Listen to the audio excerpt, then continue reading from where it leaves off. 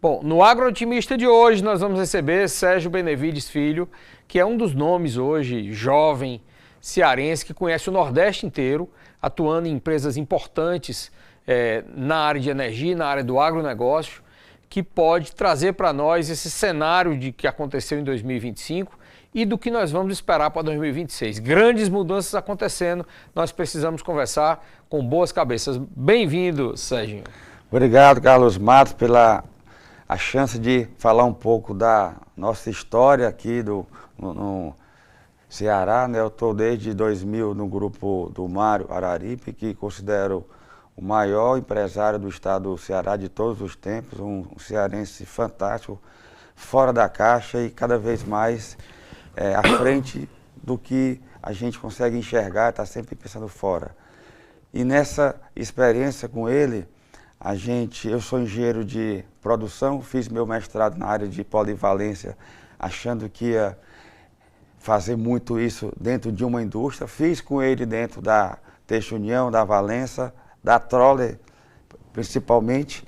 A gente fez muita parte do operador polivalente versus ao monofuncional, mas na minha carreira profissional, entrando na indústria têxtil, indústria de transportes, e depois entramos na indústria da energia eólica, que na época era um grande desafio, e a gente passou a conhecer no sentido de conquistar as possíveis áreas de fazendas de vento. Conhecemos os polígonos e fomos desbravar, conhecendo profundamente do norte de Minas ao norte do Maranhão, aonde poderia ter vento, e a gente comprovava que tinha com os modelos matemáticos, e a gente conheceu na prática o dia a dia do campo nesses de 2008 até 2015, e por isso que a gente pode falar um pouco com mais propriedade hoje, 2025 para frente,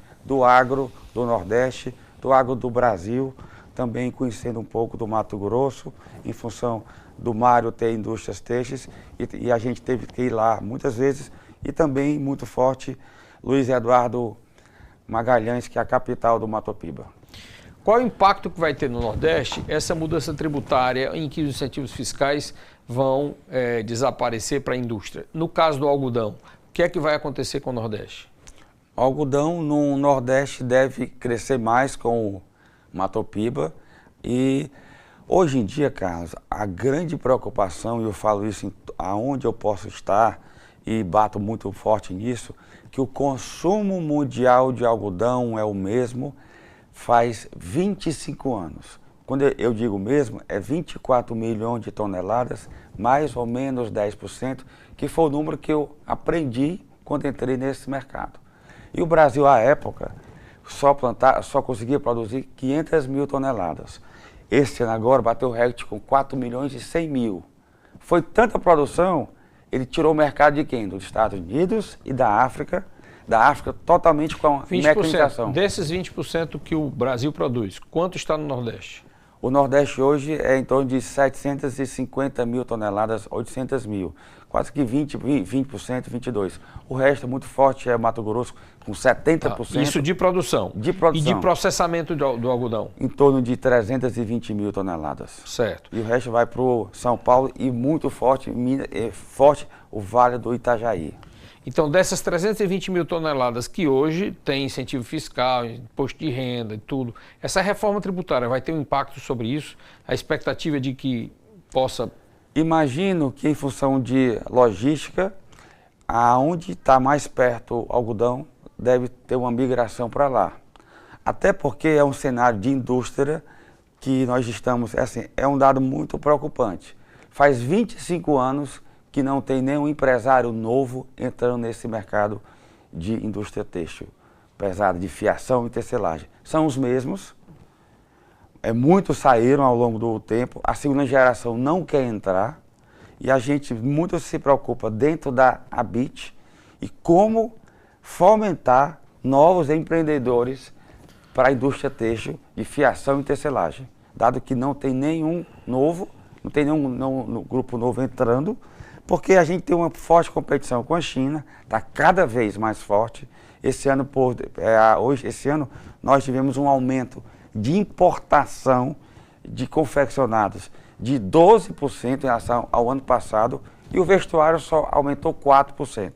Inclusive tem indústria têxtil que importa também. É o caso de vocês? Não, a gente não importa nada. Mas tem indústria têxtil importando. Importa o filamento do poliéster para poder entrar na mistura. Sim. A gente só importa 2% para o elastano para ficar mais confortável as calças, que a gente produz o tecido. Sim. Então nós somos uma das poucas que a gente é muito forte no algodão. Mas isso é um dado muito preocupante, porque a gente está tentando fazer no próximo ano via BIT, agora eu estou indo muito forte, para tentar trazer para o Brasil os maiores confeccionistas do mundo e varejo, Walmart, Primark, Uniqlo, para o Brasil, para ver se ainda tem futuro o algodão no mundo ou vai continuar nesse mesmo patamar, dado que agora está no menor preço dos últimos 20 anos, praticamente, está em torno de 60 centavos a libra-peso, entre 60 a 65, que para o produtor rural é muito ruim, praticamente ele está ganhando caroço. E para a indústria têxtil é péssimo, porque os nossos clientes sabem que se comprar amanhã é melhor do que hoje, e com isso não cresce o mercado. Tá. Bom, então temos alfa de algodão, mas o Brasil já produz 20% da produção mundial. Essas tendências é um resultado que depois você vai vir aqui para nos dizer como é que foi, o que esses grandes magazines pensaram sobre o futuro do algodão. Vamos caminhando aqui para concluir o primeiro bloco. No segundo bloco eu queria explorar um pouco mais dos outros cenários, as outras culturas do Nordeste e essa combinação com a energia. Então, o algodão, só para concluir esse bloco, o algodão no Ceará, você acredita? Sim, desde que seja 100% irrigado, não existe, e com mecanização. Fora isso, não tem como crescer. Tá. Voltamos já no próximo bloco.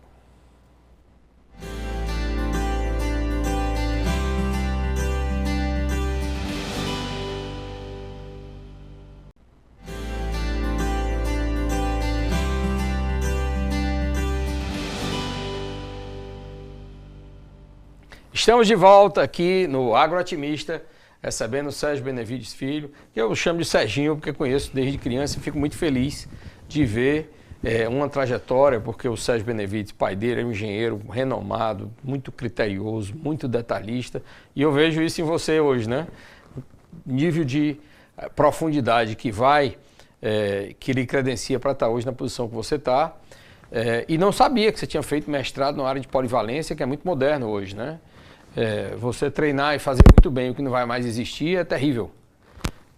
Então, aprender o mundo é multidisciplinar. Nós precisamos ter uma visão sistêmica, ter conhecimentos que se completam. Isso vale para o agronegócio hoje também, muito fortemente, né?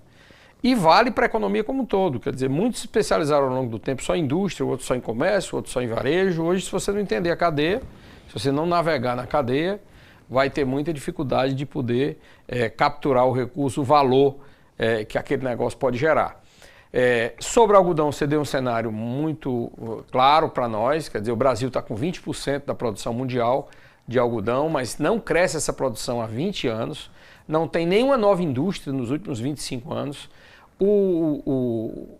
São processados, o Nordeste produz 720 mil toneladas, processa acima de 300 mil toneladas e tem um risco do incentivo fiscal que vai estar logo vizinho aí do que vai acontecer com essa indústria.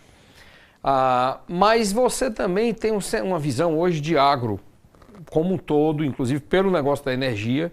Eu queria agora que a gente pudesse tratar um pouco dessa sua visão do agro. Você viaja muito, vê muito, nada substitui uma viagem, né? Os especialistas diziam, vale mais do que muitos livros lidos cada viagem que você faz.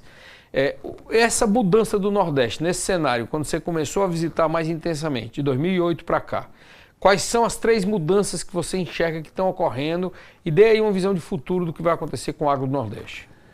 Bem, entre 2008 até 2015, eu sou o funcionário número 4 da Casa dos Ventos, e com isso a gente andou do norte de Minas ao norte do Maranhão, conhecendo profundamente cada região dessas. A gente passava às vezes uma tarde escutando a sessão da tarde, junto com o dono de uma terra, tomando café dele, para convencê-lo a ele nos arrendar ou vender aquela terra dele, que tinha um potencial eólico lá no topo da serra. Aqui embaixo ele vivia lá.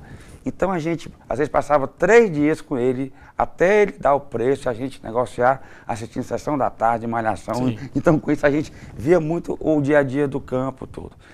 Ao longo desse tempo a gente enxergou em Pernambuco, na Bahia, no Piauí, no Maranhão, que com irrigação você consegue, e com o relevo plano, você consegue tornar qualquer área agricultável.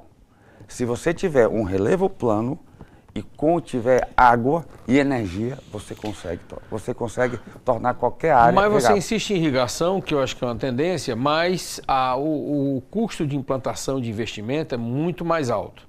Tem áreas que são favoráveis e são menos vulneráveis e têm obtido um sucesso grande. Quanto hoje da produção de algodão no Nordeste é irrigado e quanto é que é de sequeiro? Hoje no Nordeste, praticamente, a Bahia, que planta em torno de 400 mil hectares, ela já está com mais ou menos 30% irrigado. E a tendência é crescer mais em função da segurança hídrica. No entanto, no Maranhão e no Piauí tem menos irrigação. Por exemplo, em Balsas, naquela região, está crescendo, mas lá é mais a soja, que exige um pouco de menos água. E é muito importante também áreas com relevo, porque o delta, a diferença de temperatura de dia e de noite é muito importante. Assim como nós temos que dormir, a planta precisa dormir. E à noite, quanto mais frio, melhor. De dia pode ter muito sol, fotossíntese, mas de noite menos. Então áreas que tem às vezes muita chuva, mas o relevo não é bom, e à noite é quente, não é bom. Por exemplo, não consegue se plantar algodão no Amazonas. Inviável. Muita água, mas é quente sempre. E aí, nesse cenário das outras culturas, o que é que você tem visto desenvolver? Além do algodão, tem sempre... A soja vai crescer sempre, o milho vai crescer sempre. O milho, os Estados Unidos, hoje é o campeão ainda é o campeão de produtividade. Nós somos em soja, algodão e várias outras culturas. O milho, eles escolhem 200 sacas por hectare. O Brasil, a média, ainda é 120. Então nós temos um potencial grande de crescimento. Onde se produz 200 sacas, a média? Nos Estados Unidos. Isso. A Nebraska teve aqui agora há pouco um professor da universidade, tudo que eles irrigam 4 milhões de hectares, né? Tem essa produtividade lá. Agora, eu soube que a Casa 200 estaria entrando em agronegócio. Está entrando por quê e para fazer o quê? Bem, como o Mário está sempre pensando fora da caixa, ele enxergou que a SAF, combustível para aviação, que é um dos maiores poluentes do meio ambiente, tem que ser gerado a partir de um combustível renovável.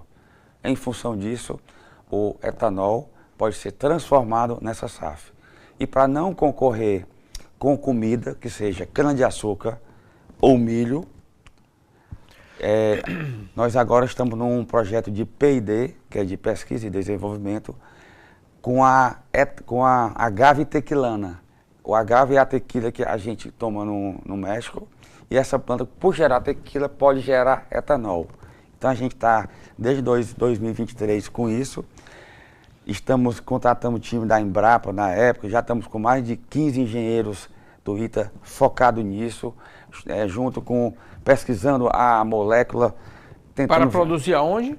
Para produzir no Baixio de Irecê, na Bahia, ou em Jacobina. A gente está vendo irrigado. Apesar da planta ser uma planta de sequeiro, mas a gente quer tornar a mais produtiva. No México, a gente foi lá no México, lá agora, e o México a gente teve uma certa decepção, porque como a margem é tão grande na tequila, tão grande, eles não estão muito preocupados com eficiência, com produtividade. A gente viu lá coisa muito, muito pequena, com mecanização. Para poder colher, é uma pinha que sai maior do que um melão e uma melancia. A gente está já pensando em como, agora são 5 anos do plantio até a colheita. Então, e para colher isso, a gente está pensando já em mecanização, o México colhe na mão. O projeto é para quantos hectares? Vocês querem plantar quantos hectares? A gente, a princípio, é um projeto piloto com 1.000 hectares, que pode chegar depois a 5, a 10, e a gente está já vendo planta de etanol. É tão novo o projeto que as usinas de etanol e de milho não ficam sabendo como é que vão fazer o processamento. Então a gente está tentando convencê-las a tentar fazer essas usinas. Ótimo, chegamos ao final do segundo bloco. Continue aí conosco, está palpitante o tema. Nós vamos agora discutir agricultura e energia no terceiro bloco. Até já!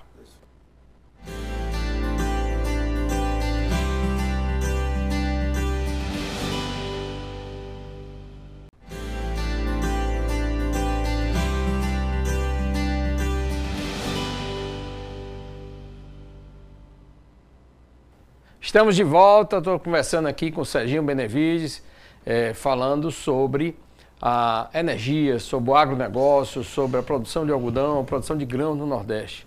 Serginho, então, nós pudemos ver aí um projeto novo surgindo para a geração de energia com etanol para produzir SAF. O Brasil será um grande fornecedor de SAF para o mundo. Tem um projeto aí que o professor Mantovani teve aqui, sei que está tendo um relacionamento com vocês também, de 150 mil hectares de macaúba. Por que vocês não foram para macaúba? A gente, como já tinha esse projeto de macaúba e tem até também de mamona também, né, na parte do biodiesel, a gente enxergou nesse projeto com a agave tequilana um grande potencial, dado que hoje a Bahia planta 120 mil hectares com pequenos produtores da agave cisalana, que faz o sisal. Certo. É aquela monocultura que praticamente não gera quase nada, é só a fibra. E a gente está muito agora também pensando na área social.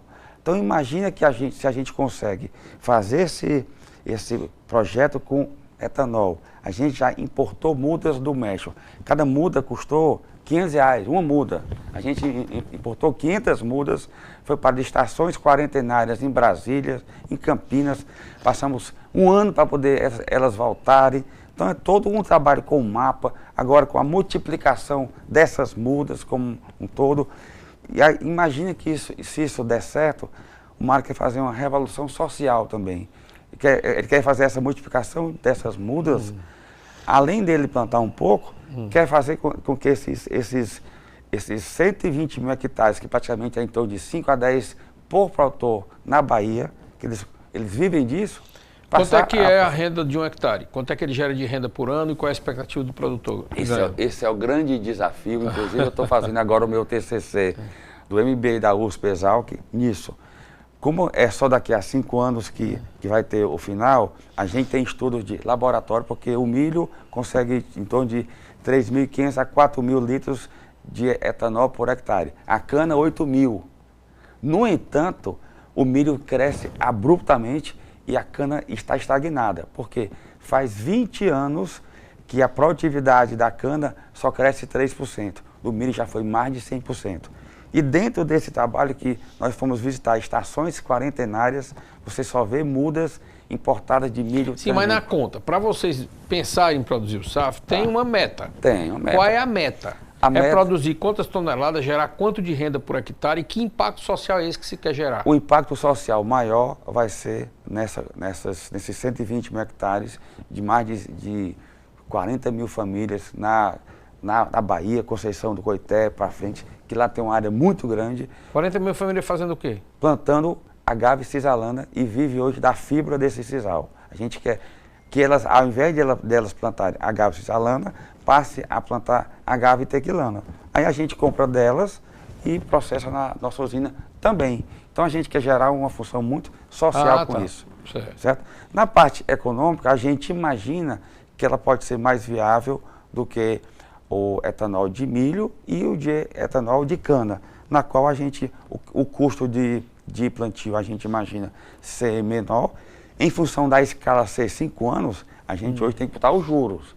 porque o juro de 5 anos, então tem que ser muito mais produtivo, né? Sim, então essa conta, quanto é que é a conta da renda por hectare? Assim, estamos fazendo, é um número que a gente ainda agora não pode falar, mas a gente imagina que pode ser um negócio muito bom, mas tem muito investimento, porque aí tem que fazer perfil de solo, tudo, e a gente quer fazer muito isso na área social. Imagina um homem do campo que nunca na vida fez um perfil de solo, a gente vai lá, faz para ele fazer esse plantio. Não é só a muda, porque a gente agora, estudando na prática, a produtividade se dá no solo.